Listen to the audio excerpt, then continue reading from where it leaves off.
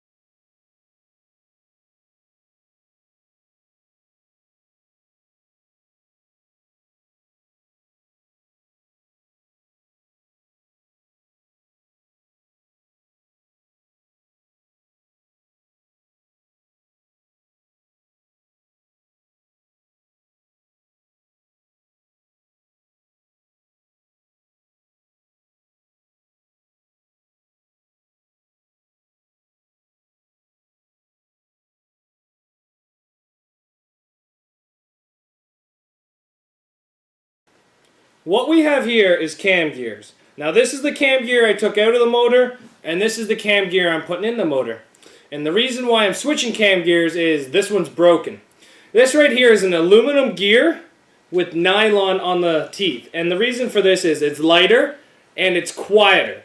Now, I don't really care about noise. So what we're going to do is we're going to switch it out to a solid steel gear. And this here will not destroy any of the teeth, and there's no chance of it losing its timing on the cam. But to be honest, these are actually much cheaper. But what we're going to do is we're going to put this in, and how these go in is these gears have a timing mark on them. And it's just represented by a dot on a tooth. And now your cam has a dot. So what you basically do is just put this on there, you put the bolts in, and you line up the two teeth with the timing chain. So we're going to put that all back together and then throw the timing chain cover on, and that will be basically the end of the bottom end is all torqued, and the cam shaft will be torqued, and the camshaft cover will be on.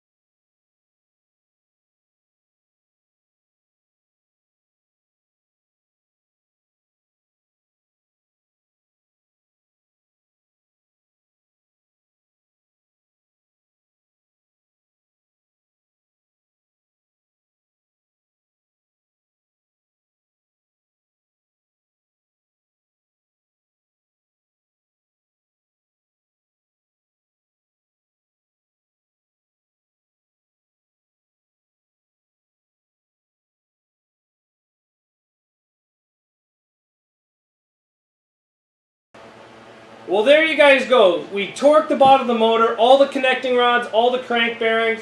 We reinstalled the flywheel on the back of it just to help us give us the leverage to get the motor to turn over. With all the new piston rings and everything in there, it is a tight motor. So this thing is going to be stiff and ready to go for first startup. We also put the cam gear on, plus we put the timing chain, the timing cover, put the harmonic balancer. We also put the oil pan and all that fun stuff back together. So as of right now, the bottom of the motor is done. The next thing we got to do is rebuild and clean the heads. And I wasn't planning on doing this, but you know what? The valves are extremely dirty, so we're going to take them all out, and I'm going to build a homemade tool to take them apart.